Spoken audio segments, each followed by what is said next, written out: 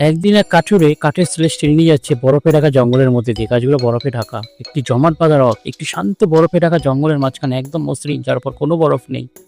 কাঠুরে হ্রদের পাশে বসে হাঁটু গেড়ে বসে কিছু সরিয়ে উজ্জ্বল ঝিলিমিলি দেখা যাচ্ছে, কৌতূহলী মুখভঙ্গি। একটি ছোট্ট মেয়ে বরফের নিচে জমে আছে, শান্ত মুখভয়ক, লম্বা চুল ভেসে আছে, সাদা গাউন পরা দেখা যাচ্ছে। কাঠুরের হাত বরফের ওপর, চোখ বিস্ময় বিস্ফারিত, কারণ সে দেখতে পায় মেয়েটির ঠোঁট হালকাভাবে নড়ছে। কাঠুরে আগুনের পাশে ঘুমিয়ে আছে, মাথার ওপর এক জ্যোতির্ময়ী গানের আভা, মেয়েটির কণ্ঠস্বরের ছোঁয়া। একজন কালো চাদর পরা বৃদ্ধা হ্রদের ধারে দাঁড়িয়ে, চারিদিকে তুষার পড়ছে, সে কাঠুরকে দেখতে থাকছে। বৃদ্ধা গম্ভীর মুখে কথা বলছেন, বরফের দিকে ইশারা করছে। কাঠুরে বিভ্রান্ত ও দৃষ্টিতে তাকিয়ে আছে। একটি পাইন গাছের নিচে আগুনের পাশে বসে বৃদ্ধা গল্প বলছেন, জাদুকরি ছায়া নাচছে চারপাশে। কাঠুরে মন দিয়ে শুনছে। কাঠুরে হ্রদের ধারে রুটি ও ফুল রেখে যাচ্ছে, কোমল শীতের আলোয় মিটি দাঁড়িয়ে হাসছে। জঙ্গলের পশুরা গাছের আড়াল থেকে কাঠুরিকে দেখছে, তুষারের মতো নকাল সবুজের ছোঁয়া।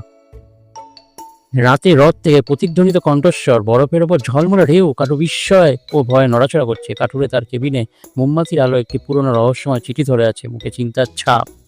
কাঠুরে হ্রদের ধারে আগুন জ্বালিয়ে বরফ গলানোর চেষ্টা করছে, কিন্তু আগুন নিভে যাচ্ছে। চারপাশে ঠান্ডা হওয়ার ঘূর্ণি। একজন জ্ঞানী সাধু গেরুয়া বসন করা একটি পাথরে বসে শান্তভাবে কাঠুরের সঙ্গে কথা বলছে। একটি অলৌকিক স্বপ্নালোক, যেন অন্তহীন বন, কাঠুরে হাঁটছে এক স্বপ্নের জগতে, চারপাশে দানবীয় ছায়া। মেয়েটি তার স্বপ্নরূপে দাঁড়িয়ে আছে, স্বপ্নের বনে কাঠুরকে ক্ষুধার ব্যাপারে সতর্ক করছে। কাঠুরে বরফে হাত রাখছে, আবেগঘন মুহূর্ত। সে বুঝতে পারছে তাকে কি করতে হবে। তার হাত মেয়েটির মধ্যে জাদুকরি আলো। একটি নিস্তব্ধ বিদায়ের দৃশ্য। কাঠুরে শেষবারের মতো হ্রদের ধারে হাঁটু গেড়ে বসে আছে, চোখে জল। বসন্তকালে হ্রদের পাশে মেয়েটি দাঁড়িয়ে আছে, মুখে বিদন্ন হাসি। বরফের উপর কাঠুরে দাঁড়িয়েছে শান্তভাবে।